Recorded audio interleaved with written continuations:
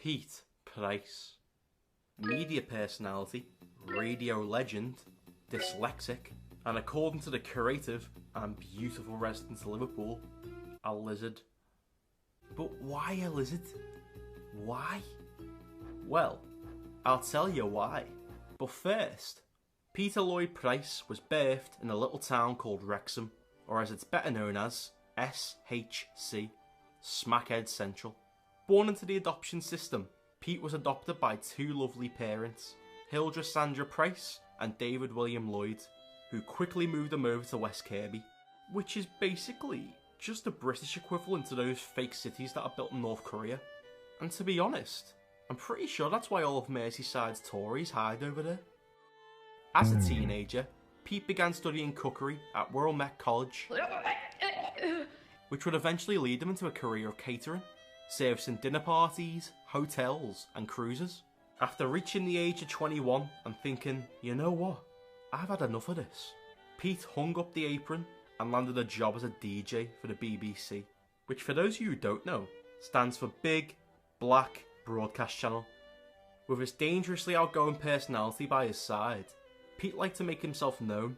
He would star in pantomimes and comedy shows within the Merseyside area. Eventually, Pete would jib off his job at the BBC to become a presenter at the independently owned 194 Radio, before coming back to become a broadcaster for BBC One Radio, and of course, the one and only Radio City 96.7.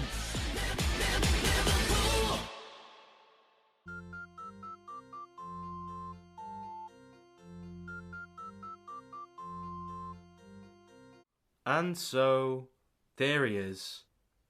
An honorary Scouser, which is an actual title he holds, by the way.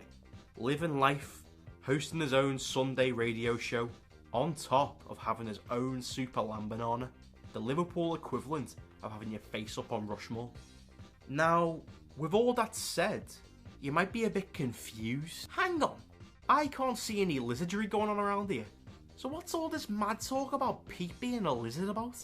Well, it all began with the sudden absence of a famous football presenter and conspiracy theorist, David Icke.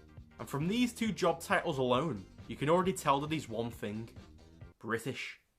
Nothing sums up a purebred Englishman, especially a northerner, more than a game of footy, a can of Stella, and rubbing shoulders at your local boozer, chatting like, nah mate, the virus is just a way for the government to get us to stay in the house. Don't pay attention to any of that bollocks, it's full of shit. How's our Maureen? She died last week of COVID. Either way, Pete had scheduled for David Icke to be on his radio show multiple times. Offers that Icke continuously denied, most probably due to the fear of being ridiculed. And the reasoning for this was, well, you know how I said that Icke was a conspiracy theorist?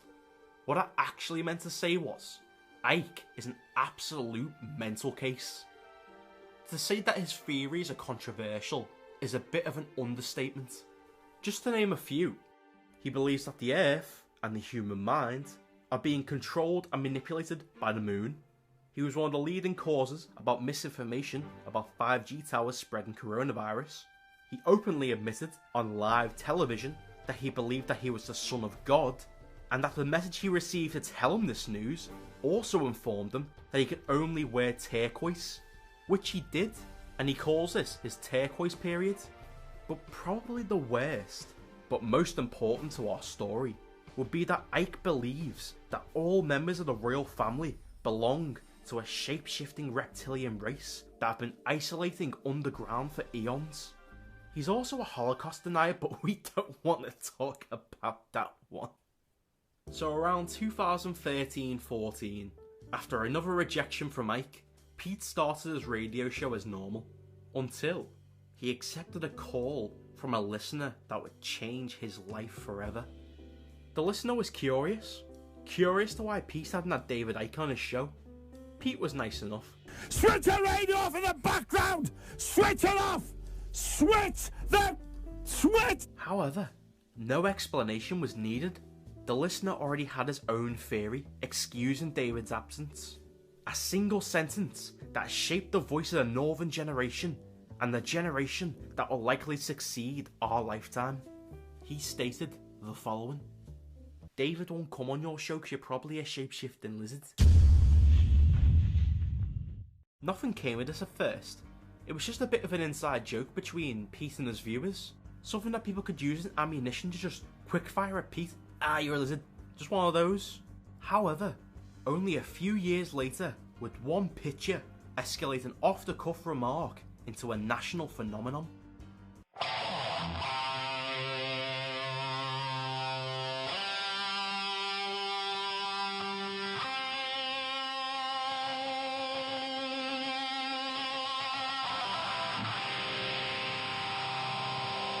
The Hulkster, the Yankomaniac himself, unknowingly calling your nan's favourite radio host a lizard. You can't write comedy like that. It was just absolute and pure gold. And Twitter agreed. Post after post after post, appearance after appearance after appearance. And Pete wasn't amused. Will you listen to me, please? No, I won't, because you're talking garbage! Garbage! His entire presence within the media had now revolved around an inside joke that, without the context, doesn't really make any sense. But even with the context, isn't really that funny. Boo! You stink! But, unfortunately for Pete, it's not the context that makes the joke funny. It's the reaction that Pete can't help but fall for when the bait is set. You see, unlike many other places in the world, the north of England has a common practice to skit, to poke fun at each other brutally. But it's all in good fun. I mean, some people don't do it all in good fun, but they're just heads. Pete's no exception from this, as he's what you'd call a very reactionary person. Right, one more time, before I cut you off. You are not 72, you're 15, pretending to be 72. Now, see, why is it you wind me up every time you come on, Neil? Who do you think you're talking to? I'm talking to you, you stupid. So as soon as his listeners, and the mob on Twitter, knew that he absolutely couldn't stand this lizard business, they just went full pedal to the metal and just plastered it everywhere, bombarding him on his show, slipping in sly references into conversations. All right, no worries. Is it on every night, is it? Every night and every afternoon. Every night. Fantastic. Because, you know, a couple of my friends have been, they said, fantastic, you know, Pete Price, you know, he flies around the stage like a lizard and that, you know, it just sounds... Just like a lizard, you're so right. More live appearances, fan art. Pete was outbeat, and the lizard jokes were here for good. And as the old phrase goes, if you can't beat them, join them.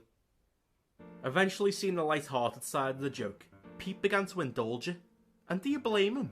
He was getting recognised more than ever from fans, mainly young ones, that may have never heard of him otherwise. I've never heard of him before the joke. Because, mate, who listens to the radio other than your grandparents and 42-year-old security guards on night shifts? Also, did I forget to mention that he was making bank? He describes it better himself. The lizard story about me is getting bigger every day. The other night, I hosted a quiz at Camp Infernus, dressed as King Lizard. So, I'm now making money out of it. But not all the proceeds go to Pete. He uses his lizard ego to help fundraise and spread awareness for charity events, showing that such bitter and hostile beginnings can still lead to a more supportive and charismatic end.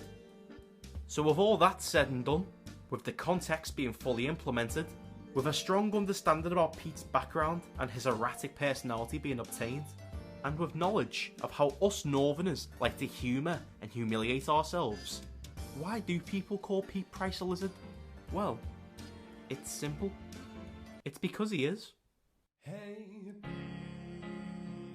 don't act confused. You're the lizard, and you know it. You don't fool us, we won't fall into your lies. I am not a lizard! I am not